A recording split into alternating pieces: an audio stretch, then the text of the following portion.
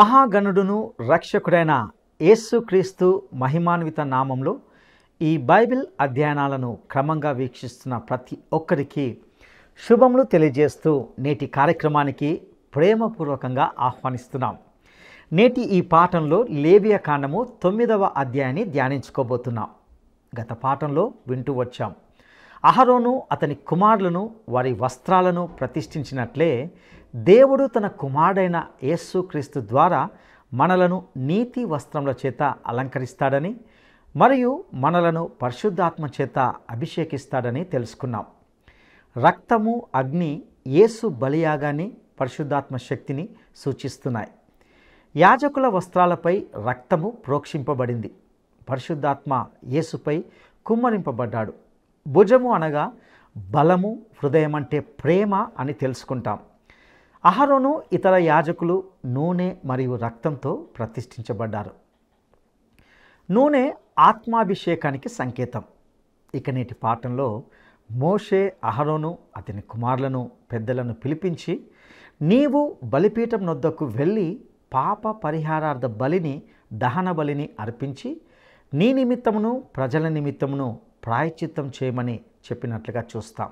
ఈ అధ్యాయంలో అనుదినము యాజకుల సేవా విధానము తేటగా వివరించబడినట్లుగా చూస్తాం. ఈ ప్రాయశ్చిత్త ప్రక్రియకు సంబంధించిన అనేకమైన విషయాలను మోషే, అహరోను అతని కుమారులు తలపెట్టిన కార్యములను గురించి ఇందులో చర్చిస్తాం. ఇక సందేశంలోనికి వెళ్దామా?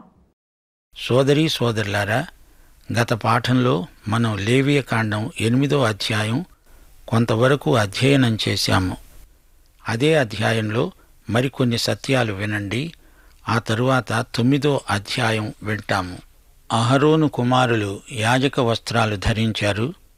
అలాగే దేవుని కుమారుడైన యేసుక్రీస్తు మనలను నీతి వస్త్రాల చేత అలంకరిస్తాడు. హెబ్రీ పత్రిక 2వ అధ్యాయం 10వ వచనం, ఎవని నిమిత్తము సమస్తమును ఉన్నవో, ఎవని వలన సమస్తమును కలుగుతున్నవో ఆయన అనేకులైన కుమారులను మహిమకు తెస్తూ ఉండగా వారి రక్షణకర్తను శ్రమల ద్వారా సంపూర్ణునిగా చేయడము ఆయనకే తగును. మనం పాపమనే దిగంబరత్వంతో ఆయన వద్దకు రాలేము. ఆయన మనల్ని తన నీతి వస్త్రాలతో కప్పుతాడు. అవి మనకు నూతన నిబంధన యాజక వస్త్రాలు. యాజకుడు 12 గోత్రకర్తల పేర్లు తన 2 భుజాల మీద మోస్తాడు. అతని న్యాయ విధాన పథకం మీద 12 రాళ్లు ఉంటాయి. ప్రతి రాతి మీద ఒక గోత్రం పేరు రాసి ఉంటుంది. భుజం మీద, హృదయాల్లో ఇశ్రాయేలు జాతినంతా ప్రధాన యాజకులు మోస్తారు. భుజము అంటే బలము, హృదయము అంటే ప్రేమ. గుడారములో పాత్రలన్నీ రక్తము చేత ప్రోక్షించబడినవి. హెబ్రీ పత్రిక 9వ అధ్యాయం 21వ వచనం, గుడారము మీద, సేవాపాత్రలన్నిటి మీద రక్తాన్ని ప్రోక్షించాలి. సమస్త వస్తువులు రక్తము చేత శుద్ధి చేయబడతాయి. అంతేకాదు, నూనెతో అభిషేకించబడాలి. రక్తము చేత శుద్ధి, నూనె చేత అభిషేకము. పరిశుద్ధాత్మకు ఇది సంకేతం. దేవుడు ఆత్మ. దేవుణ్ణి ఆరాధించేవారు ఆత్మతో సత్యముతో ఆరాధించాలి. యోహాను సువార్త 4వ అధ్యాయం 24వ వచనం. నూనెతో ప్రోక్షించడం పవిత్రీకరణ. అయితే అహరోను పైన నూనెను ప్రోక్షించడం కాదు, నూనెతో అభిషేకించబడ్డాడు. కీర్తనలు 133 2వ వచనం. తల మీద పోయబడి అహరోను గడ్డము మీదుగా కారి అతని అంగీల అంచు వరకు దిగజారిన పరిమళ తైలం. అలాగే పరిశుద్ధాత్మ యేసు మీద కృమ్మరించబడడం గమనించాలి. యోహాను సువార్త 3వ అధ్యాయం 34వ వచనం. దేవుడు తాను పంపిన వానికి కొలత లేకుండా ఆత్మను అనుగ్రహించాడు. యేసు బాప్తిస్మం పొందిన తరువాత పరిశుద్ధాత్మ పావురము వలె ఆయన మీదికి వచ్చి వ్రాలాడు. గమనించాలి, అహరోనుకు తైలాభిషేకము జరిగింది. ఆ తరువాత యాజకులు రక్తప్రోక్షణ పొందారు. అయితే మన ప్రధాన యాజకుడు యేసుక్రీస్తు పాపరహితుడు. అందుచేత ఆయన బలి అర్పించనక్కర్లేదు. హెబ్రీ పత్రిక 1:9 నీవు నీతిని ప్రేమించావు, దుర్నీతిని ద్వేషించావు. అందుచేత దేవుడు నీ తోటివారి కంటే నిన్ను హెచ్చించున్నట్లుగా ఆనంద తైలముతో అభిషేకించాడు. సోదరీ సోదరులారా, ఈ యాజక ప్రతిష్ఠ కార్యక్రమమంతా దేవుడు ఆజ్ఞాపించినట్లే జరిగింది. ప్రధాన యాజకుడు బలిగా కోడెను అర్పించాడు. అహరోను ప్రధాన యాజకుడు. ఈ బలి వారి పక్షాన కూడా చేయబడినట్లే బలి పశువుపై వారు చేతులుంచారు. అనగా వారు తాము పాపులమని ఒప్పుకొని తమ పాపాన్ని బలి పశువు మీదికి బదిలీ చేస్తున్నారు. ఎంత గొప్ప భక్తుడైనా మానవుడు అన్న తరువాత అతడు పాపి కాకుండా పోడు. యేసుక్రీస్తు ఒక్కడే పాపరహితుడు. కీర్తన 40:12 లెక్కలేని అపాయములు నన్ను చుట్టుకొని ఉన్నవి. నా దోషములు నన్ను తరిమి పట్టుకొనగా నేను తల ఎత్తి చూడలేకపోయాను. లెక్కకు అవి నా తల వెండ్రుకలను మించి ఉన్నవి. నా హృదయము అధైర్యపడి ఉన్నది. సోదరుడా, సోదరి, నీవు పాపివి అని నీకు అనిపించడం లేదా? అలా అనిపిస్తే ప్రభువు నీకు కనిపిస్తాడు. నీకు రోగం ముంచుకొస్తే అప్పుడు వైద్యుడు నీకు అవసరమవుతాడు. నీవు పాపివి కాను అనుకుంటే యేసు దగ్గరికి రానే రావు. కీర్తన 38:4 నా దోషములు నా తలమీదుగా పొర్లిపారినవి. నేను మోయలేని బరువు వలె అవి నా మీద మోపబడి ఉన్నవి. నీవు మోయలేని బరువు మోయనక్కర్లేదు. ప్రయాసపడి భారము మోసే సమస్త జనులు ఆయన వద్దకు వస్తే ఆ బరువు తొలగిపోతుంది, ఆ భారము గతిస్తుంది. పాప పరిహార బలి అర్పించినప్పుడు ఇక్కడ యాజకుడు రక్తం తీసుకొని బలిపీఠం కొమ్ములకు రాస్తున్నాడు. బలిపీఠము కూడా ప్రతిష్ఠించబడాలి. శిలువ సాధారణంగా ఒక కొయ్య ముక్క మాత్రమే. ఒట్టి శిలువలో ఏ విలువ లేదు, కాని అది యేసు రక్తము చేత ప్రతిష్ఠించబడింది. అందుచేత అది విలువైంది. యేసు మనకోసమై పాపమయ్యాడు, కాని ఆయన పాపరహితుడు, పాపుల నుండి ప్రత్యేకమైనవాడు. ఇప్పుడు దహన బలిని చూడండి. పాప పరిహార బలి తరువాత దహన బలి. పాప పరిహార బలి శిలువ మీద యేసు చేసిన దివ్య కార్యాన్ని చూపుతుంది. అయితే దహన బలి యేసు ఎవరో చూపుతుంది. నీవు యేసుక్రీస్తు దగ్గరికి రావాలి. నీవు ఆయనను నీ ప్రత్యామ్నాయ బలిగా అంగీకరించాలి. ఆయన నీ పాపానికి రావలసిన శిక్ష తానే భరించాడు. కొత్త నిబంధనలో సహవాసము అన్న మాటకు విశేషమైన అర్థమున్నది. యేసు రక్తము చేత కొనబడిన వారు మాత్రమే యేసుతో సహవాసం చేయగలరు. యేసునందు విశ్వాసం ఉంచని వారికి ఆయన సౌందర్యం కనిపించదు.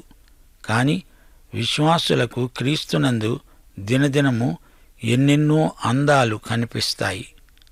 ఆ తరువాత పొట్టేలును ప్రతిష్ఠార్పణగా బలి ఇస్తారు. ఇక్కడ సమాధాన బలులతో పనిలేదు. ఎందుకనగా యాజకులు దేవాలయములోనే ఉన్నారు. అది సహవాస స్థానం. చెవికి రక్తం పూశారు, అనగా అతడు దేవుని వాక్యం వింటాడు. చేతి బొటనవేలికి రక్తం పూశాడు, అది సేవను సూచిస్తుంది. కాలి బొటనవేలికి రక్తం పూశారు, దేవుని ఎదుట ప్రవర్తనను ఇది సూచిస్తుంది. అనగా యాజకుని యొక్క వ్యక్తిత్వమంతా దేవునికి సమర్పించబడాలి. అల్లాడించే అర్పణ పేర్కొనబడింది. ఇది చాలా ప్రాముఖ్యమైనది. హెబ్రీ పత్రిక 9:28 క్రీస్తు అనేకుల పాపాలను భరించడానికి ఒక్కసారే అర్పింపబడి తన కోసమై కనిపెట్టుకుని ఉండేవారి రక్షణ నిమిత్తము పాపము లేకుండా రెండోసారి ప్రత్యక్షమవుతాడు. అహరోను ఇతర యాజకులు రక్తముతో నూనెతో ప్రత్యేకించబడ్డారు. రక్తము పాప క్షమాపణ కోసం అవసరమైనది. ఇది క్రీస్తు చేసిన పని. నూనె ఆత్మాభిషేకానికి సంకేతం. యోహాను సువార్త 17:19 ప్రభు అన్నాడు, వారు సత్యమందు ప్రతిష్ఠ చేయబడినట్లు వారి కొరకై నన్ను ప్రతిష్ఠ చేసుకుంటున్నాను. విశ్వాసులు యేసు రక్తము చేత కొనబడిన వారు. అదేవిధంగా వారు ప్రవర్తించాలి.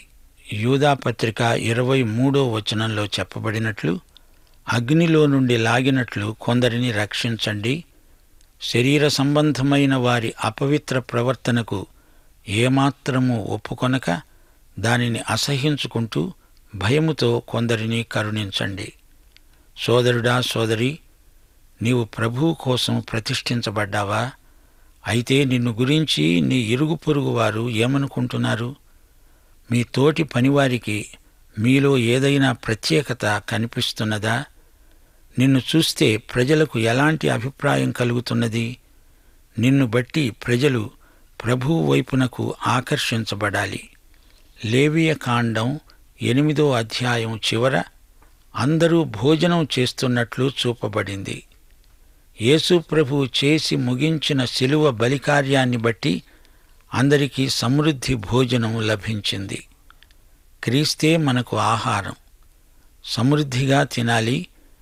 ఏమీ మిగల్చకూడదు, వృధా కాకూడదు. మనకు సమృద్ధి జీవము ఇవ్వటానికే ఆయన లోకానికి వచ్చాడు. గమనించండి, ప్రతిష్ఠ దినాలు 7 రోజులు. ఒక వారమంతా వారు ద్వారం దగ్గరే ఉండాలి. మన ప్రధాన యాజకుడు నిరంతర యాజకుడు. రోజు 24 గంటలు సర్వకాల సర్వావస్థల్లో ఆయన నీకు యాజకుడు, ప్రధాన యాజకుడు. ఇదంతా యెహోవా చెప్పినట్లే జరిగింది. ఇప్పుడు 9వ రండి. ముందుగా ఈ అధ్యాయంలోని సారాంశం చెబుతాను, వినండి. 8వ రోజు మోషే, అహరోను, అతని కుమారులు, ఇశ్రాయేలీయుల పెద్దలను పిలిపించాడు. అహరోనుతో మోషే అన్నాడు, నీవు ఒక కోడె దూడను, ఒక పొట్టేలును తీసుకొనిరా.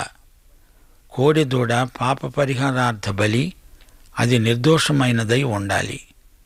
పొట్టేలు కూడా నిర్దోషమైనదే, అది దహన బలి. ఇశ్రాయేలీయులు నిర్దోషమైన మేకపిల్లను పాప పరిహారార్థ బలి ఇవ్వాలి.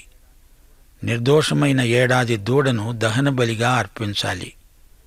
సమాధాన బలికి కోడెను, పొట్టేలును, నూనె కలిపిన నైవేద్యమును తేవాలి. అదే రోజు యెహోవా వారికి కనపడతాడు. అందరూ తేవలసినవన్నీ గుడారము ఎదుటికి తెచ్చారు. సమాజమంతా యెహోవా సన్నిధిలో నిలిచి ఉన్నది.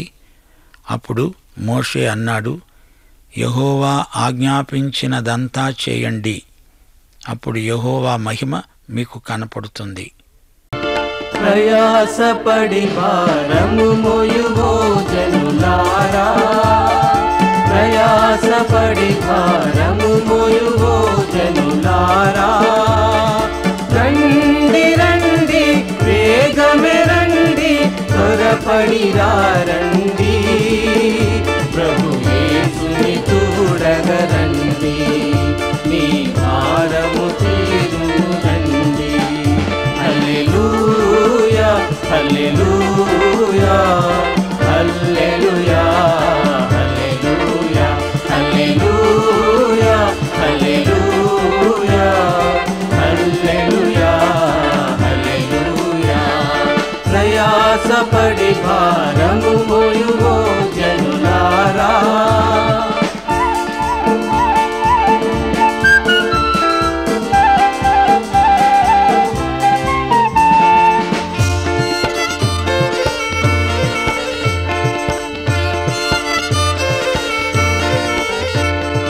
యేసుడు ఎవరో చూడాలని ఆశించిన జక్కయ్యను, యేసుడు ఎవరో చూడాలని ఆశించిన జక్కయ్యను, దర్శించి మరి రక్షించి, దర్శించి మరి రక్షించి, మిమ్మును రక్షించును రండి, మీ గృహమును దర్శించును రండి.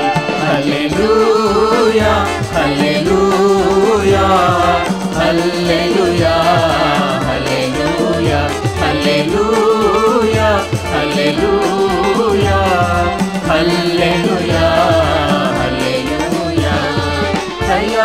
పడి భారము మోయువో జనులారా.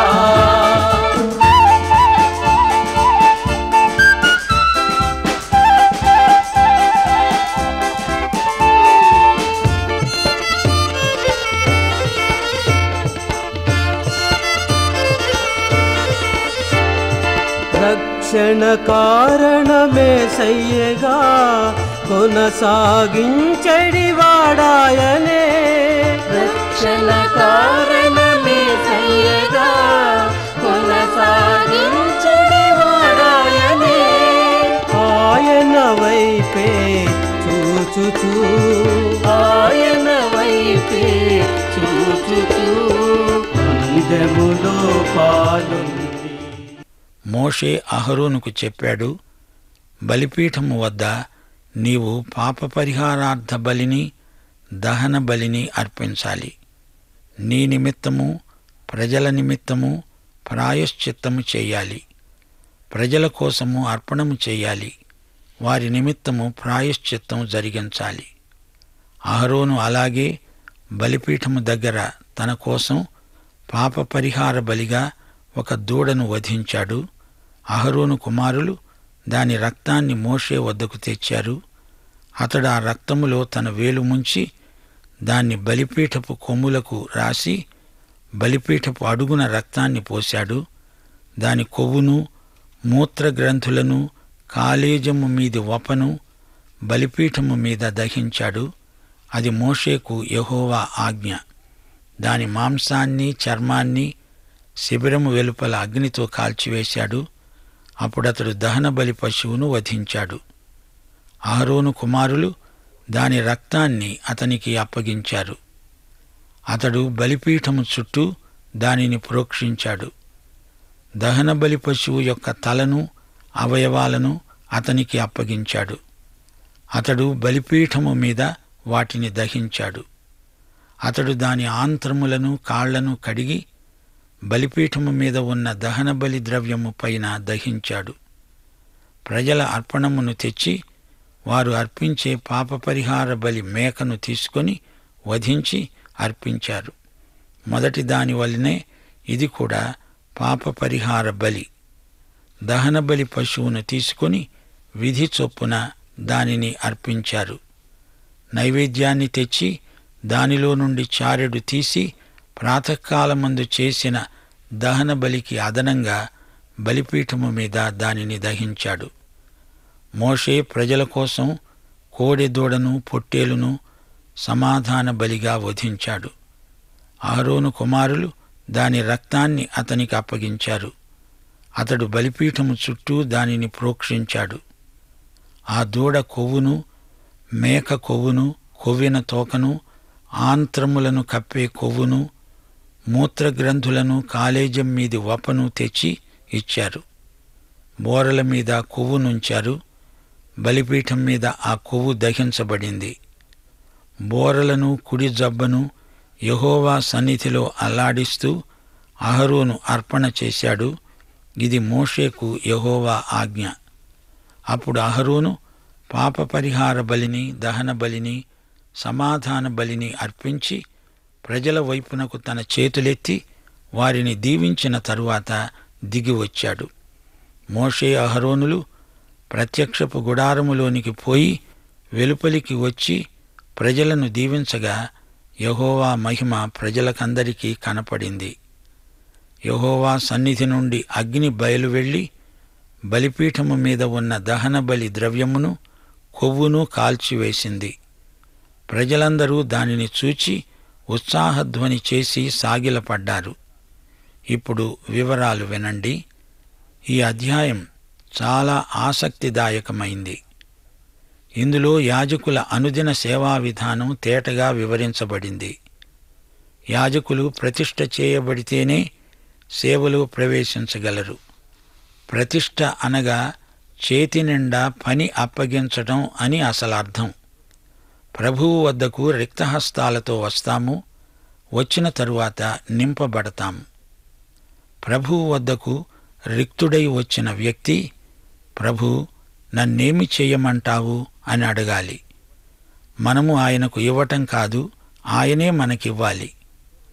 దేవుడు తన సంపూర్ణ చిత్తాన్ని నీలో నెరవేర్చాలి. నీవు దేవునికి ప్రయోజకుడవు అవ్వాలి.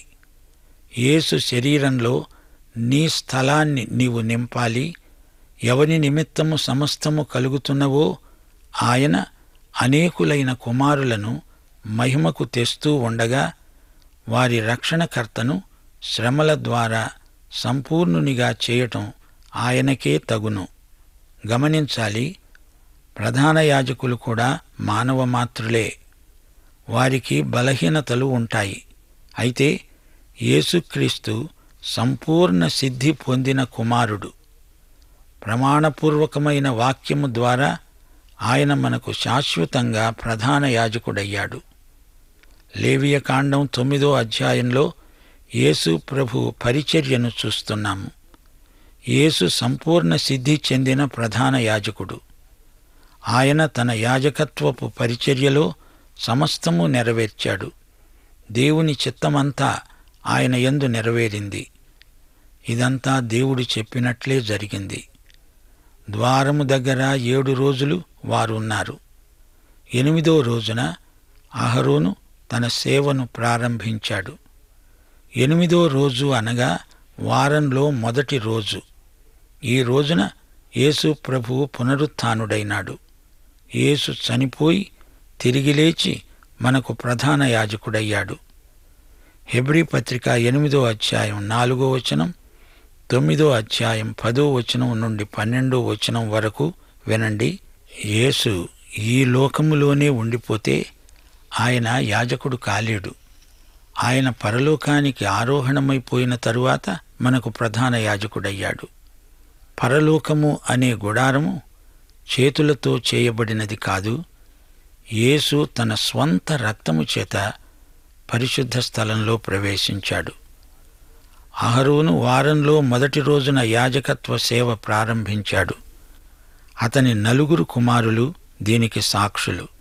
అలాగే యేసుక్రీస్తు యొక్క మరణ పునరుత్థానాలకు 4 సువార్తలు సాక్ష్యమిస్తాయి. ఈ రోజున మనకు సంపూర్ణ సిద్ధి పొందిన ప్రధాన యాజకుడున్నాడు. హెబ్రీ పత్రిక 5వ అధ్యాయం 9వ వచనం. ఆయన సంపూర్ణ సిద్ధి పొందినవాడై మెల్కీసెదెకు యొక్క క్రమములో చేరిన ప్రధాన యాజకుడని దేవుని చేత పిలువబడి తనకు విధేయులైన వారికందరికీ నిత్య రక్షణకు కారకుడయ్యాడు. ఆయనను నమ్మాలి, ఆయనకు విధేయులవ్వాలి. ఆయన చిత్తాన్ని నెరవేర్చాలనే పట్టుదల ఉండాలి.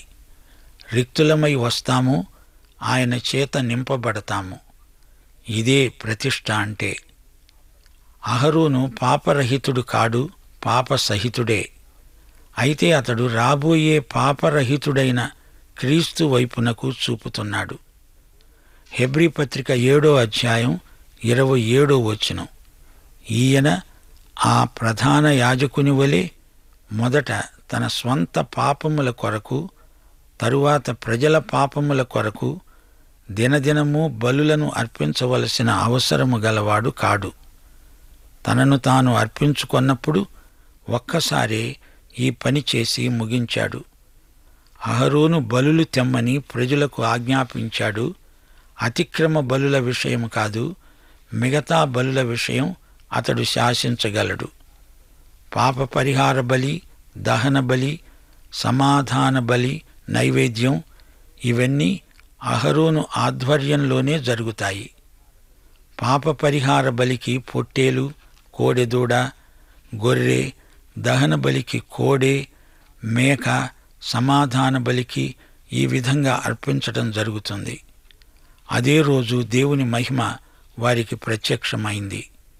యేసుక్రీస్తు మరణం ద్వారా, ఆయన పునరుత్థానము ద్వారా యేసుక్రీస్తు మనకు ప్రధాన యాజకుడై దేవుని కుడిపార్శ్వాన నిలిచి ఉన్నాడు. ఆయన ద్వారానే మనము పరలోకానికి వెళ్తాము. మోషే దేవుడు చెప్పినట్లే చేశాడు. ప్రజలు మోషే చెప్పినట్లు చేశారు. అది దేవునికి మహిమ. అహరోను పాప పరిహార బలి విధానాన్ని ఎలా నిర్వహించాడో గమనించారా? మొదట పాప పరిహారార్థ బలి అర్పించాలి. మానవుడు దేవుని వద్దకు వెళ్ళేటప్పుడు మొదట పాప పరిహారార్థ బలి మాత్రమే అర్పించాలి. మానవుడు పాపి. ఈ పాప సమస్య పరిష్కారం కావాలి. ఎఫెసీ పత్రిక 1వ అధ్యాయం 7వ వచనంలో చెప్పబడినట్లు ఆయన రక్తము వలన మనకు విమోచనము, అనగా మన అపరాధములకు క్షమాపణ మనకు కలిగి ఉన్నది. ఆ తరువాత దహన బలి. మొదట అహరోను తన కోసమే బలి అర్పించాడు. ఆ తరువాత ప్రజల పక్షాన పాప పరిహార బలి, దహన బలి అర్పించాడు. ఇదంతా యేసు ప్రభువుకు ప్రవచనాత్మకమైన చిత్రణ. యెషయా 53వ అధ్యాయం 10వ వచనం. అతనిని నలుగగొట్టుటకు యెహోవాకు ఇష్టమైనది. ఆయన అతనికి వ్యాధి కలుగ చేశాడు. అతడు తనను తానే అపరాధ పరిహారార్థ బలి చేయగా అతని సంతానం చూస్తుంది. అతడు దీర్ఘాయుష్మంతుడవుతాడు. యెహోవా ఉద్దేశ్యము అతని వలన సఫలమవుతుంది. పాఠం ఇంతటితో సమాప్తం. ప్రార్థన చేసుకుందాం. పరిశుద్ధుడవైన మా పరమతండ్రి, నీ వాక్య ప్రకటన మా ఆత్మలకు ఎంతో ఆశీర్వాదం. మీరు ఈ రోజున మాతో మాట్లాడారు. మీ మాటలన్నీ మా వ్యక్తిగత జీవితాలకు మేము అన్వయం చేసుకొని మేలు పొందేటట్లు మీ ఆత్మ సహాయము, నింపుదల, నడుపుదల దయచేయమని యేసుక్రీస్తు వారి దివ్యనామమున ప్రార్థన చేస్తున్నాము తండ్రి. ఆమేన్. ప్రియులారా, ఇంతవరకు విన్న సందేశం ద్వారా మీరు ఆశీర్వదించబడి ఉన్నారని నమ్ముచున్నాం. లేవియ కాండము 9వ అధ్యాయంలో యాజకుల అనుదిన సేవా విధానంను గురించి విన్నాం. యాజకులు ప్రతిష్ఠ చేయబడితేనే సేవలో ప్రవేశించగలరని తెలుసుకున్నాం. ప్రతిష్ఠ అనగా చేతి నిండా పని అప్పగించడం అని అర్థం. ప్రభు యొద్దకు రిక్త హస్తాలతో వచ్చినప్పుడు వాక్యముతో నింపబడతామని తెలుసుకున్నాం. ప్రధాన యాజకులు కూడా మానవులే గనుక వారికి బలహీనతలు ఉంటాయి. అయితే యేసుక్రీస్తు మాత్రమే సంపూర్ణ సిద్ధి పొందిన ప్రధాన యాజకుడని మనము ఈ సందేశంలో తెలుసుకున్నాం.